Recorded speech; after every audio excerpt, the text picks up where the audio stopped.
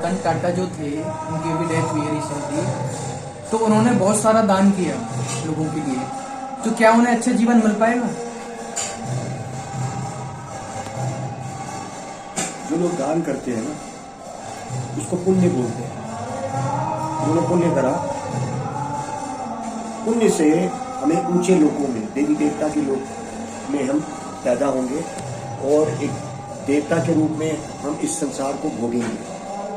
तो जो दान पुण्य करते हैं उनको ऊंचे लोकों में जन्म मिल जाता है, लेकिन जब पुण्य दान फिर जब उनके खत्म हो जाते हैं, फिर वापस इस संसार में उनको आना पड़ता है और इस संसार के जन्म मृत्यु के बुढ़ापे को फिर से झेलना पड़ता है। जन्म मृत्यु बुढ़ापा बीमारी। तो प्राप्त पुण्य कृताम लोको निशित्वा शाश्वती समाम सूचिनाम श्रीमिताम ग्रहे योग भ्रष्ट भी जायते। तो जो लोग भजन पूरा नहीं करे लेकिन दान पुण्य करते रहे, उनको ऊंचे ऊंचे लोकों में देवी देवता जैसे उनको जन्म मिल जाएगा। लेकिन जब ये पुण्य का चक्कर खत्म हो जाएगा, फिर वापस इस संसार में उनको आगे जन्म मृत्यु के बंधन को फिर भोगना पड़ेगा। तो पुण्य से अच्छे जन्म मिल जाएगा कुछ समय के लिए, लेकिन अब्रह्मा भुवना लोका पुनर्वर्तीनो अर्जुना। है अर्जुन, ये संसार में ऊपर नीचे के लोकों में जन्म मृत्यु का बंधन लगा हुआ है भैया। अगर तुम्हें सच में ही इस संसार से छुट्टी पानी है, वो जन्म मृत्यु बुढ़ापा गंवारी है, तो मेरे पास आना पड़ेगा, जिससे जो है कि भगवान का भजन। तो ये लोग अच्छे कर्म करे थे, अच्छे उनको फल मिले, दान पुण्य करे, फिर और अच्छे करे तो ये देवी देवता बन जाएंगे। लेकिन जन्म मृत्यु का बंधन ब्रह्मा जी को भी आएगा। ब्रह्मा से ब्रह्म लोक से लेकर पाताल लोक तक सभी संसार में जन्म मृत्यु बुढ़ापा बीमारी के चक्कर में पड़े हैं। भगवान ने बोला है जरा मरण मोक्ष, जरा मतलब बुढ़ापा, मरण मतलब मृत्यु, मोक्ष। अगर इसको छुट्टी चाहिए, माम आश्रित्या, भगवद गीता, मेरे आश्रय में आ जा, वो कोई तरीका नहीं है।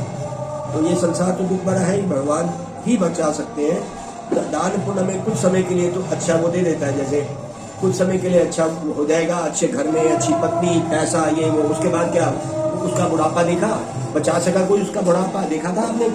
उसके आखिरी दिनों में कैसे वो चल रहा था, क्या हो रहा था, कोई देख पाता था शक्ति?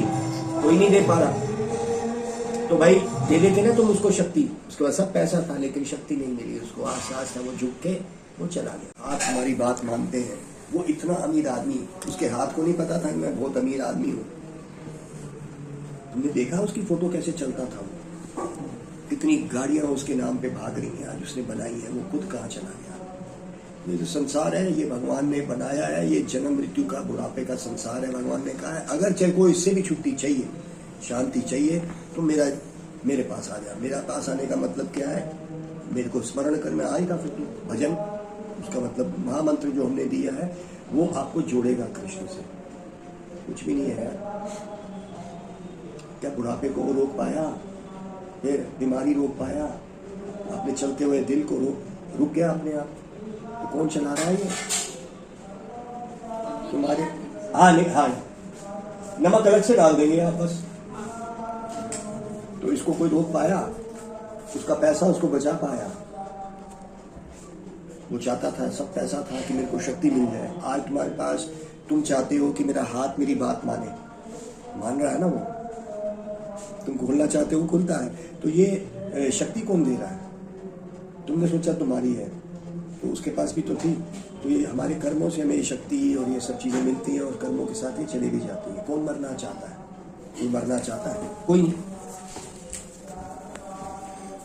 रतन टाटा ने तो भक्ति नहीं करी थी, ये नहीं कह सकते उसने अंदर क्या किया। हाँ, ये हो सकता है करी हो, लेकिन ब्रह्मा जी तो भगवान के भी मतलब उनके कार्य में लगे रहते हैं। फिर कैसे होगा? ब्रह्मा जी भगवान के कार्य में नहीं लगे रहते हैं, तो ऐसा नहीं है भाई ब्रह्मा जी भगवान के कार्य में लगे रहते हैं।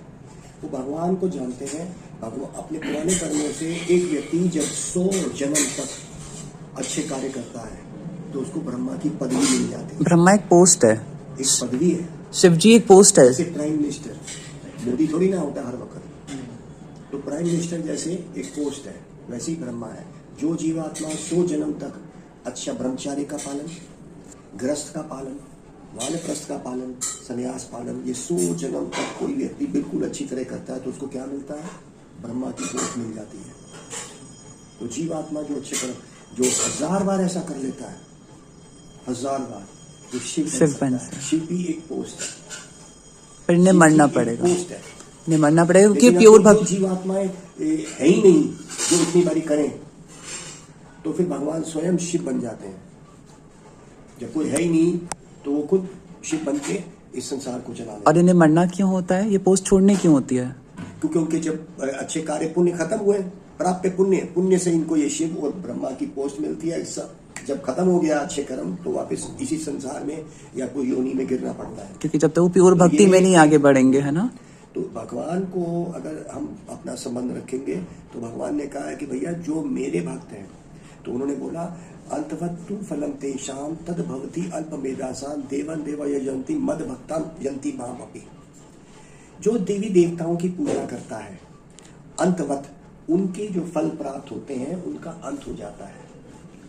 जो फल देवी देवता दे सकते हैं उनके फलों का अंत हो जाता है। जैसे पैसा, अच्छा घर, पत्नी, ये वो अच्छा शरीर, तो ये हो सकता है, लेकिन अपने कर्मों से जब खत्म हो जाएगा तो वापस खत्म देना पड़ेगा। लेकिन भगवान की अगर कृपा मिल जाती है तो भगवान कहते हैं कि मैं इस संसार से तेरे को उठा के अपने संसार में ले जाऊंगा जहाँ पे जन्म मृत्यु का भी चक्कर है ही नहीं।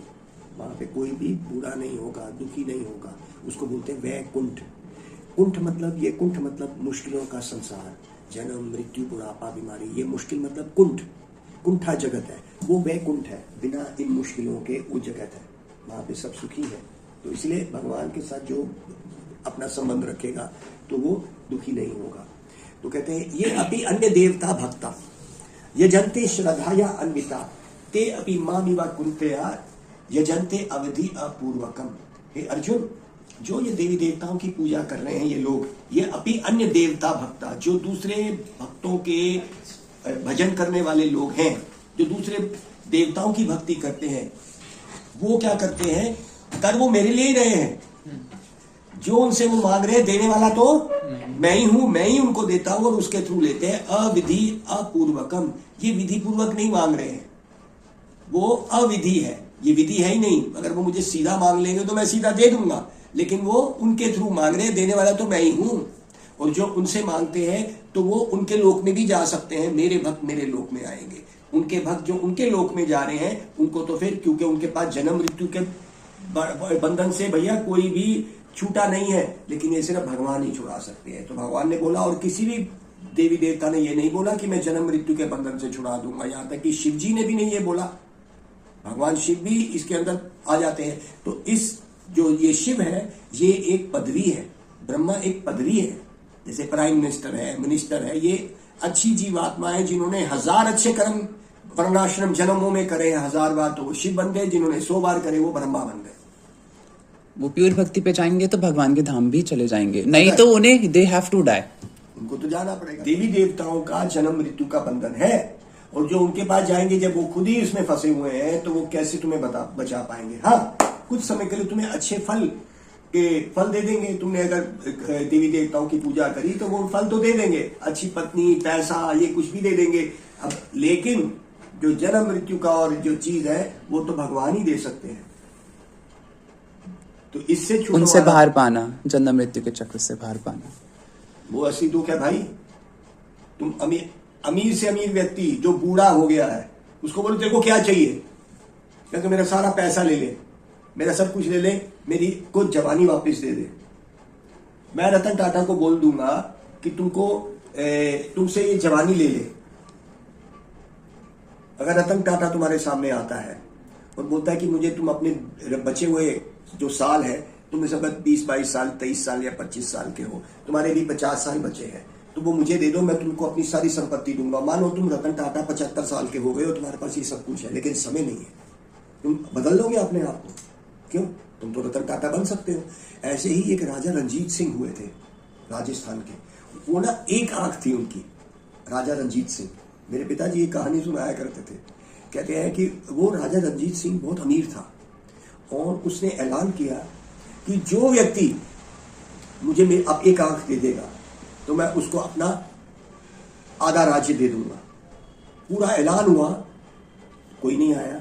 उसने कहा मैं अपना पूरा राज्य दे दूंगा, अपनी उसकी एक बड़ी सुंदर बेटी थी उससे शादी करा दूंगा, मुझे एक आंख कोई दे दे। कोई सामने नहीं आया। तो हम तो राजा रंजीत सिंह की एक आंख की वजह से उसने सब कुछ देने को तैयार हो गया। भगवान ने हमें ये आंखें दी। पूछो उनसे जिनके पास अभी वेंटिलेटर लगे हुए हैं, जिनकी नाक है लेकिन सांस अंदर बाहर नहीं हो पा रहा, उनसे पूछो क्या दे सकते हैं। जितने भी अस्पताल है 1 लाख रुपए का वेंटिलेटर है एक दिन का। तो तुम्हें कितने लाखों रुपए भगवान दे रहे हैं कि जो सांस तुम ले रहे हो भूल जाते हो तुम सोते हुए कि भैया मेरे को सांस अंदर लिया बाहर निकालनी याद रहता है। सो गए तुम तो। जो सांस तुमने इससे अंदर ली थी बाहर कौन निकालता है। तो भगवान कहते हैं हम वैश्वनारो भूतवा प्राणी नाम देहम आश्रिता। हे अर्जुन, मैं परमात्मा के रूप में बैठा हुआ सब याद रखता हूं कि इसने सांस बाहर निकाली है, इसने अंदर ली थी अभी, इसकी मैं बाहर निकालूंगा, उसकी अंदर करूंगा। कौन याद रखता है? वो प्रभु याद रख रहा है। तुम नहीं याद रखते। तुम अगर तुम्हारे को ये काम भी दे दिया जाए भैया, तुम इसको कितनी देर करोगे? थक जाओगे, सो जाओगे, भूल जाओगे। लेकिन प्रभु याद रखते हैं कि तुम्हें इतनी सांस अंदर ली है, मैंने बाहर निकालनी है। उसी टाइम पे इसने बाहर ली थी, इसकी अंदर डालनी थी, वो प्रभु ने याद रखा था। उसकी बाहर की अंदर और तुम्हारी अंदर की बाहर को किसने याद रखा था? वो प्रभु ने याद रखा। उसको हमने क्या दिया? वो इतना दयालु है, कुछ नहीं हमसे मांगता। भक्तों के रूप में आके वो हमसे बोलता है कि मेरा भजन कर, प्रेम कर मुझसे, मैं तेरे से कितना प्रेम करता हूं। वो आता है और बोलता है भक्तों के मुख से, हमारे गुरुवरों के मुख से बोलता है। और हम अपनी इस अच्छे शरीर का गुमान करके काम वासना भोग वासना में मैं और मेरा करते हुए इस संसार से चले जाएंगे और 84 लाख योनियों में हम रह जाएंगे। तुम्हें मैं कह रहा हूं कि आज से भगवान भूल जाते हैं तुम्हें। तुम्हारी अंदर की और सांस और बाहर की कितने घंटे तक सोच सकते हो? तुम बेहोश हो जाओगे 24 घंटे के अंदर। याद नहीं रखोगे तो प्रभु याद रखता है। जब एक व्यक्ति सो रहा होता है वो अंदर सांस लेता है और भूल तो नहीं जाता है, वो फिर वापस अंदर ले लेता है। अंदर की अंदर कितनी बार ले लेगा? उसको बाहर निकालनी है। ये कौन करता है? प्राण अपान संयुक्त कंठा। भगवान भगवत गीता है, प्राण मतलब प्राण वायु, अपान मतलब जो तू निकालता है, संयुक्त मतलब जोड़ने वाला मैं हूं अर्जुन, मैंने जोड़ी है इसको।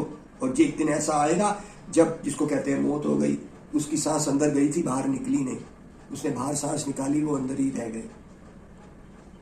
कौन करता है यार? वो सबसे दयालु है। कभी नहीं कहता कि मुझे वापिस कर, मैंने तेरे को ये दिया है। इस संसार में तो माँ बाप बड़ा कर देते हैं, बोलते हैं भैया तेरे को जवान हमने करा है, तेरे लिए इतना पैसा लगाए, हमारी सेवा कर। यही करते हैं। घर में पत्नी लेके आते हो तुम, फिर सास बहू के झगड़े, तुम्हारी खुशी ना देख के संसार के भोग वासनाएं, सास बन के माँ हमारे ही संसार को ऐसे करने लग जाती है। तो ये संसार तो भोग वासनाएं है। मैं तो पूछ रहा हूं तुमसे भैया, ये होने वाला है। प्रभु है सबसे दयालु कि सब कुछ देता है वो, और फिर भी कुछ नहीं मांगता है। इस संसार में तो माँ बाप भी अगर हमें कुछ दे देते हैं तो 10 बारी एहसान जताते हैं, अरे तेरे को हमने पैदा किया, इतना पढ़ाया लिखा है, क्या कर रहा है, हमारी सेवा कर। ये लेन देन के सौदे हैं भैया, ये संसार सौदेबाजी है। प्रेम हमने सीखना है भगवान से, हमने भगवान से प्रेम करना है।